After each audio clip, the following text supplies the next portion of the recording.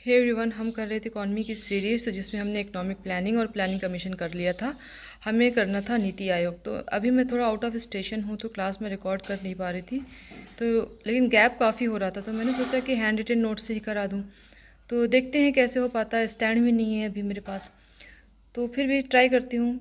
तो शुरू करते हैं कि नीति आयोग क्या होता है या नीति आयोग से हम क्या समझते हैं। तो नीति आयोग की अगर फुल फॉर्म की बात करें तो नीति आयोग है national institution for transforming India. नीति आयोग का फुल फॉर्म होता है national institution for transforming India. और इस्टेब्लिश कब हुआ था? It was established on 1 January 2015 by replacing planning commission. हमें पता है कि नीति आयोग से पहले प्लानिंग कमीशन था, जो कि 2015 में डिज़ोल्व हो गया था। तो प्लानिंग कमीशन को डिज़ोल्व करके नीति आयोग इस्टेब्लिश हुआ था 1 जनवरी 2015 को। तो नीति आयोग है क्या? अगर हम नीति आयोग की बात करें तो नीति आयोग क्या है? NITI Aayog is an advisory body. ये एक एडवाइजरी बॉडी है जिसका काम है गवर्नमेंट को एडवाइज़ करना, डिफरेंट डिफरेंट मैटर्स पे गवर्नमेंट को एडवाइज़ करना, राइट। तो it is a policy think tank of government of India. NITI Aayog policy think tank है, यानी कि गवर्नमेंट को, इसका काम है गवर्नमेंट को नॉलेज प्रोवाइड करना, पॉलिसी फ्रेम कर, किस तरीके से पॉलिसीज़ हमें फ्रेम करने, किस तरीके से प्रोग्राम फ्रेम करने, फिर उसको इम्प्लीमेंट करना, इसके बारे में गवर्नमेंट को नॉलेज प्रोवाइड कराना। इसीलिए हम कहते हैं कि it is a think tank of government of India. और it follows bottom of approach, that is from rural to urban sector and decentral. तो बॉटम अप अप्रोच का क्या मतलब है, तो इसको हम समझते हैं पहले। तो बॉटम अप अप्रोच का क्या मतलब है कि bottom up approach means a decentralised planning model where development strategies are formulated at local and state level first, then aggregated to form national policies। तो बॉटम अप अप्रोच का मतलब है जो भी प्लान या पॉलिसीज जो भी बननी है वो लोअर लेवल पे बनेंगी। जैसे कि विलेज लेवल पे बनेंगी तो वो मूव होकर के जाएंगी डिस्ट्रिक्ट लेवल पर, देन स्टेट लेवल पर, उसके बाद जाके नेशनल लेवल पर वो पॉलिसी का फॉर्म लेंगी, राइट। तो ये एक तरीके से डिसेंट्रलाइज्ड है। डिसेंट्रलाइज्ड का क्या मतलब हुआ? डिसेंट्रलाइज का मतलब है कि चीज़ें एक जगह ना होकर अलग अलग जगह पे बनाई जाए, छोटे छोटे लेवल पर बनाई जाए। जैसे कि प्लानिंग कमीशन पे क्या होता था, एक मेन मुख्य केंद्र होता था, जैसे सेंटर होता था। सेंटर में यानी कि जो भी पॉलिसीज़ वगैरह फ्रेम की जाती थी वो सेंटर लेवल पे फ्रेम की जाती थी, और बाकी लेवल पे, स्टेट लेवल पे, विलेज लेवल पे लोगों को फॉलो करना पड़ता उस पॉलिसीज़ को। बट अभी प्लानिंग कमीशन में क्या है, डिसेंट्रलाइज्ड पॉलिसी वगैरह बनाई जाती है, यानी कि छोटे छोटे लेवल पे। इससे क्या होता है, मैनेजमेंट बहुत, प्रबंधन बहुत ही ज़्यादा अच्छा हो जाता है, ठीक है। तो ये क्या है, this is major shift from top to down approach of the former planning commission. तो एक तरीके से एक शिफ्ट है। प्लानिंग कमीशन का जो मेन एरिया था, थ्रस्ट था, वो था टॉप टू डाउन, यानी कि टॉप लेवल पे पॉलिसीज़ बनाई जाती। टॉप लेवल क्या था, सेंटर लेवल पे पॉलिसीज़ बनाई जाती थी, नेशनल लेवल पे बाद में वो लोअर लेवल पे अप्लाई होती थी। बट अभी क्या है, ये एक तरीके से शिफ्ट लिया गया है नीति आयोग में कि अब जो भी पॉलिसीज़ बनाई जाएंगी लोअर लेवल पे बनाई जाएंगी, लोअर लेवल पे उनकी रिक्वायरमेंट को ध्यान में रख करके पॉलिसीज़ को फ्रेम किया जाएगा। तो states are treated as equal partners in the policy making process. तो अभी जो स्टेट्स हैं, हमारे राज्य हैं, उनको इक्वली बराबर ट्रीट किया जा रहा है। पॉलिसी मेकिंग में क्या है, बराबर ट्रीट किया जा रहा है, ठीक है। तो planning commission followed top to bottom centralised one size fits all approach where policies were dictated from centre. जैसा कि हमने पढ़ा कि प्लानिंग कमीशन में क्या था, top to down approach follow होता था, सेंट्रलाइज्ड अप्रोच होता था, यानी कि सेंटर पे एक पॉलिसी बना दी गई, अब उसको लोअर लेवल पे अप्लाई किया जाएगा। वन साइज फिट, यानी कि एक जो पॉलिसी बना दी गई सबके लिए फिट है, वो सबके लिए वही फॉलो किया जाए, कुछ अलग से कोई नया रूल, कोई नई पॉलिसी नहीं आएगी। वही पॉलिसीज़ जो डिक्टेट की जाती थी स्टेट लेवल पे या लोकल लेवल पे। तो NITI Aayog emphasises a bottom up approach. NITI Aayog क्या है, बॉटम अप अप्रोच, यानी कि लोअर लेवल से लेकर के चलता है, रूरल टू अर्बन, है ना। बॉटम अप अप्रोच को एम्फेसाइज करता है, फोकस करता है, allowing states to formulate plans based on their specific local needs. यानी कि अपने स्टेट्स को ये अख्तियार है, स्टेट्स अपने अकॉर्डिंग प्लान बना सकते हैं, उनके स्टेट में जो रिक्वायरमेंट है, जैसी रिक्वायरमेंट है उसके अकॉर्डिंग क्या कर सकते हैं, वो पॉलिसी को फ्रेम कर सकते हैं। तो ये एक मेजर शिफ्ट था प्लानिंग कमीशन से नीति आयोग में।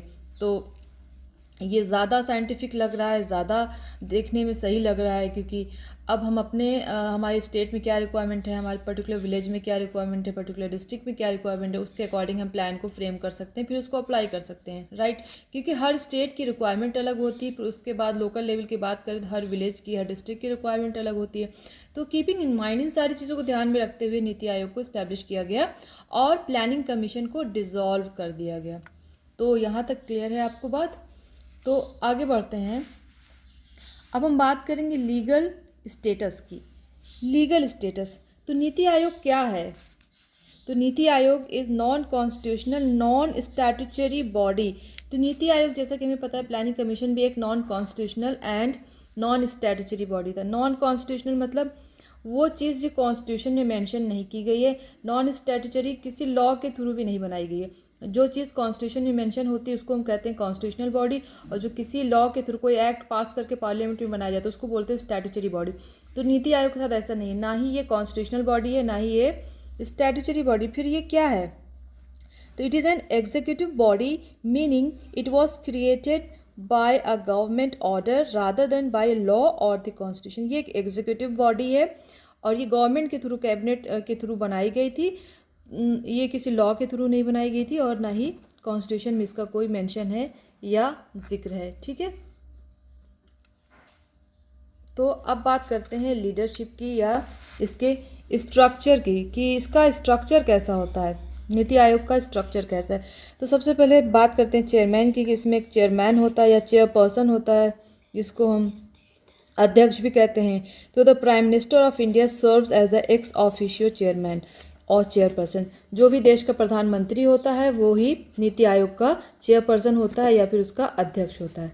फिर आता है वाइस। तो फर्स्ट चेयरपर्सन की अगर हम बात करें तो वो थे Arvind Panagariya and first CEO was Sindhu Shri. Present CEO की बात करें तो प्रेजेंट CEO है निधि छिब्बर एंड तो हमें पता चल गया कि चेयरपर्सन जो होते हैं वो प्राइम मिनिस्टर होते हैं नीति आयोग के। अब हम बात करते हैं गवर्निंग काउंसिल की। तो गवर्निंग काउंसिल में क्या क्या कौन कौन से लोग आते हैं? गवर्निंग काउंसिल में आते हैं CM ऑफ ऑल स्टेट्स, यानी कि चीफ मिनिस्टर्स, सारे स्टेट्स के chief minister, plus lieutenant governors of union territories. States के चीफ मिनिस्टर्स होते हैं गवर्निंग काउंसिल में, और यूनियन टेरिटरीज के जो केंद्र शासित राज्य होते हैं, राइट, उसके लेफ्टिनेंट जनरल्स आते हैं। देन आता है हमारा रीजनल काउंसिल। तो रीजनल काउंसिल्स में कौन कौन से लोग आते हैं? तो it form to address specific issues active for fix tenure. तो कुछ स्पेसिफिक इश्यूज होते हैं, जैसे कि किसी पर्टिकुलर पर्पस के लिए इसको फॉर्म किया जाता है, और this is fixed active for fix tenure. एक फिक्स टाइम पीरियड के लिए ये बनाया जाता है रीजनल काउंसिल, राइट। उसके बाद इसमें आता है स्पेशल इन्वाइटीज़ भी होते हैं, जैसे कि experts from various domains nominated by the prime minister. Prime minister हमारे प्रधानमंत्री नॉमिनेट करते हैं एक्सपर्ट्स, जो अलग अलग एरियाज़ में एक्सपर्ट्स रहे होंगे अपने टाइम पीरियड में, उनको नॉमिनेट किया जाता है। कुछ पॉलिसीज़ डिस्कस करनी है, कोई भी प्रोग्राम कैसे क्या फ्रेम करना, उसके अकॉर्डिंग कुछ डिस्कशन करना होता है तो हमारे प्राइम मिनिस्टर उनको इन्वाइट करते हैं। तो ये तो बात हो गई स्ट्रक्चर की। अब हम बात करते हैं नीति आयोग की फंक्शंस की, राइट। को क्या क्या फंक्शन है नीति आयोग के जो ये परफॉर्म करता है? पहला फंक्शन है design policy and programme framework. NITI Aayog का काम है पॉलिसी को फ्रेम करना, प्रोग्राम को फ्रेम करना। जो भी, जैसे कि पहले 5 ईयर प्लान होता था, तो नीति आयोग जब आया तो अब ये सारा काम जो, ये सारा फंक्शन किसका है? नीति आयोग का है। Then fostering collaborative federalism.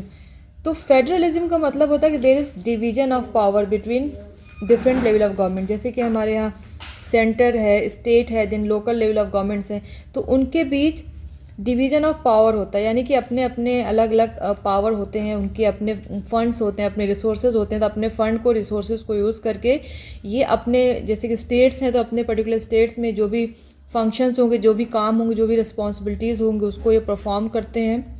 तो there is division of power. India में क्या है? फेडरलिज्म है। तो उसको बढ़ावा देना है और आपस में कोलैबोरेट करके, कोऑपरेशन करके काम करना है। तो इस चीज़ को बढ़ावा देना इसका काम है। Then act as a think tank knowledge and innovation. जैसे हमने पहले शुरू में डिस्कस किया कि ये गवर्नमेंट के लिए एक थिंक टैंक है, गवर्नमेंट को नॉलेज देता है, गवर्नमेंट इनोवेशंस में हेल्प करता है, राइट, कि क्या क्या नई नई चीज़ें हम इनोवेट कर सकते हैं डेवलपमेंट्स के लिए। Then support for specific sections, जैसे कि कुछ सेक्शंस होते हैं, पुअर सेक्शन है या डिप्राइव्ड सेक्शन है, मार्जिनलाइज्ड सेक्शन है, तो उनको स्पेशल तरीके से उनको सपोर्ट करना। देन मॉनिटरिंग एंड एवेल्यूएशन, फिर जो भी प्रोग्राम, जो भी पॉलिसीज़ फ्रेम हुई हैं, अगर वो इम्प्लीमेंट हो गई तो उसको मॉनिटर करना, उसकी मॉनिटरिंग करना कि प्रोग्राम सही से चल रहा है, इवेलुएट करना लास्ट में कि जो भी हमने प्लान फॉर्मुलेट किया था उसकी क्या प्रोग्रेस रही, उसका इवेलुएशन करना। तो ये इसके नीति आयोग के कुछ फंक्शंस हैं। तो हमने फंक्शन की बात कर ली, अब हम बात करेंगे एक्शन एजेंडा की, कि इसका एजेंडा क्या है, ये किस तरीके से काम करता है नीति आयोग। तो जैसे कि 5 ईयर प्लानिंग कमीशन के अंडर जो 5 ईयर प्लान्स बनाए जाते थे तो 5-5 साल के लिए बनाए जाते थे, बट यहाँ पे ऐसा नहीं, यहाँ पे कंट्री विल हैव 3 प्लान्स। यहाँ पर 3 प्लान्स होंगे कंट्री के सामने। एक तो होगा कि first is a 15 year vision, तो 15 साल का विजन तैयार किया जाएगा जिसमें गोल्स एंड ऑब्जेक्टिव सेट किए जाएंगे 15 साल के लिए, राइट, कि आने वाले 15 सालों में क्या क्या गोल्स हैं, क्या क्या टारगेट्स हैं, वो हमें अचीव करना है। सेकेंड इज़ 7 ईयर स्ट्रैटेजी, 7 साल की स्ट्रैटेजी तैयार की जाएगी जिसमें बेसिकली क्या किया जाएगा, डेवलपमेंट के लिए एक रोड मैप तैयार किया जाएगा, विकास के लिए एक रोड मैप तैयार किया जाएगा कि जो भी गोल्स हमने सेट किए हैं, जो भी ऑब्जेक्टिव्स हमने सेट किए हैं, उसको किस तरीके से हमें अचीव करना है, राइट। अगला आता है 3 ईयर एक्शन एजेंडा। इसमें ये बेसिकली क्या करना है कि जो भी गोल्स एंड ऑब्जेक्टिव्स हमने सेट किए उसको आने वाले 3 सालों में हमें किसी न किसी तरीके से अकम्प्लिश करना है, हमें किसी न किसी तरीके से उसको फुलफ़िल करना है, पूरा करना है। तो ये 3 प्लान्स होते हैं नीति आयोग में, राइट। तो अब हम बात करेंगे नीति आयोग के गाइडिंग प्रिंसिपल के बारे में कि गाइडिंग प्रिंसिपल क्या है और ये किस प्रिंसिपल या फिर हम कहेंगे मार्गदर्शक सिद्धांत, गाइडिंग प्रिंसिपल्स या मार्गदर्शक सिद्धांत क्या है नीति आयोग के। तो नीति आयोग के 7 गाइडिंग प्रिंसिपल्स हैं, मार्गदर्शक सिद्धांत है, एक एक करके हम डिस्कस करेंगे। तो पहला है अंत्योदय। तो अंत्योदय क्या है, इसके अंदर क्या क्या चीज़ें हैं वो हम बात करेंगे उसके बारे में। तो ये बात करता है upliftment of the poorest of the poor and marginalised sector. तो ये किन के बारे में बात करता है, पुअरेस्ट ऑफ द पुअर, जो बहुत ही ज़्यादा गरीब हैं, और मार्जिनलाइज सेक्टर यानी कि उपेक्षित, अधिकारहीन या नेग्लेक्टेड या जिसे पर्याप्त ध्यान ना दिया गया हो या वंचित, राइट। तो जो बहुत ज़्यादा पुअर हैं और जो वंचित सेक्शन के लोग हैं उनका अपलिफ्टमेंट करना है, उनका उद्धार करना है, उनका विकास करना है, ये है अंत्योदय। नेक्स्ट आता है इंक्लूजन। इंक्लूजन यानी समावेश। तो empowering vulnerable section, gender, religion, caste etcetera. Inclusion करना है, समावेश करना है। वल्नरेबल सेक्शन मतलब जो असुरक्षित सेक्शन के लोग हैं, जैसे कि जेंडर मतलब कि जैसे कि फीमेल हैं तो वो डिप्राइव्ड है ना, उनको शिक्षा के, एजुकेशन के प्रॉपर अपॉर्चुनिटीज़, उतनी अपॉर्चुनिटीज़ नहीं है जितनी कि मेल को है, उतनी ज़्यादा फीमेल को अपॉर्चुनिटीज़ नहीं है। उसी तरीके से कुछ रिलीजन हैं जो पिछड़े हुए हैं, कुछ कास्ट होते हैं ना, अदर बैकवर्ड कास्ट क्लासेस होती हैं, उनके बारे में हम इसमें बात किया जाता है। उनको एम्पावर करना है, उनको स्ट्रॉन्ग बनाना है, राइट। इंक्लूजन करना है यानी कि देश में जब भी डेवलपमेंट होता है, विकास होता है, तो जब तक सारे सेक्शन के लोगों को ध्यान नहीं दिया जाएगा हम पूरे देश के विकास की बात नहीं कर सकते ना। कुछ सेक्शन तो बहुत अच्छा कर रहे हैं, ग्रो कर रहे हैं, but other sections are lagging behind. तो इस तरीके से ओवरऑल डेवलपमेंट तो नहीं होता। ग्रोथ तो हो सकता है, हम जीडीपी ग्रोथ तो बता सकते हैं कि इस बार 8% रही, 9% रही, बट जब डेवलपमेंट की बात करते हैं, development is a broader concept. Development की जब हम बात करते हैं तो हम सारी चीज़ों को देखते हैं, यानी कि लोगों को सिर्फ रोटी कपड़ा मकान की बात नहीं होती, हेल्थ, एजुकेशन, सैनिटेशन, ट्रांसपोर्टेशन, सारी फैसिलिटीज़ होनी चाहिए। सिर्फ कुछ सेक्शन के लोगों को नहीं, सारे ही सेक्शन के लोगों को, चाहे वो फीमेल हो, चाहे कुछ धर्म के लोग हों या कुछ कास्ट हो जो कि बैकवर्ड है, पिछड़ी हुई हैं, तो सारे ही लोगों को लेके चलना है। उसी को हम कहते हैं इंक्लूजन, समावेश। सबका विकास होना चाहिए, तभी हमारे कंट्री में डेवलपमेंट हो सकता है, विकास हो सकता है, ठीक है। तो ये इस अगला जो प्रिंसिपल है इसका वो है विलेज, यानी कि गांव। तो integrate them with development process. तो जब भी डेवलपमेंट हो रहा है, विकास हो रहा है, तो हमें गाँवों को इंटीग्रेट करना है, गाँवों को जोड़ना है विकास के साथ। ऐसा नहीं कि गाँव एकदम पिछड़ जाएँ, राइट। क्योंकि हमें पता है कि 70% ऑफ पॉपुलेशन अभी भी हमारी गांव में रहती है। तो गांव का विकास बहुत ज़रूरी, गांव को इंटीग्रेट करना है, डेवलपमेंट प्रोसेस से, विकास के प्रोसेस से गांव को इंटीग्रेट करना है, उनको जोड़ना है, ठीक है। देन गवर्नेंस, सरकार चलाना एक अलग चीज़ है, बट यहाँ पे गवर्नेंस का मतलब क्या है बताते हैं। Nurture and open, transparent and accountable style of governance.